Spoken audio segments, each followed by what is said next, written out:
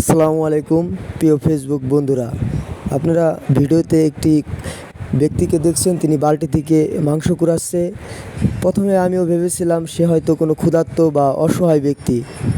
আমি ম্যাক্সিমাম অনুষ্ঠানে তাকে দেখতে পাই, বিশেষ করে কৃষ্ণপুর এরিয়ার মধ্যে। হয়তো তার বাসা হাটকৃষ্ণপুর বা সদরপুর বা তালমার মধ্যে হবে।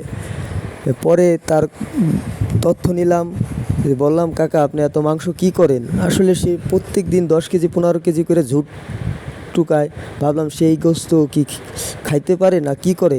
পরে তার মুখ থেকে কৌশলে শুনতে পারলাম সে ফরিদপুর মাছ বাজারের পাশে জাহাঙ্গীর নামে এক হালিম ব্যবসায়ীর কাছে দেয় এবং সে তার থেকে টাকা পায়।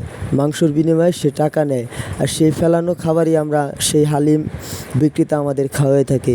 আপনারা যারা ফরিদপুরের মধ্যে আছেন, জাহাঙ্গীর নামে হালিম ব্যবসায়ীকে চিনেন, তাকে অবশ্যই আইনের আওতায় আনবেন এবং কি তাকে শাস্তি প্রদান করবেন, এবং সবাই সতর্ক থাকবেন। এবং তার মুখ থেকেই আপনারা শুনুন যে সে কার কাছে বিক্রি করে এই ঝুট মাংস, ফেলনা মাংস, আপনারা তার মুখ থেকেই শুনুন। সবাই সতর্ক থাকবেন। ধন্যবাদ সবাইকে। আসসালামু আলাইকুম। তুমি এখন ভাবাইলা হো তাই সুন্দর করে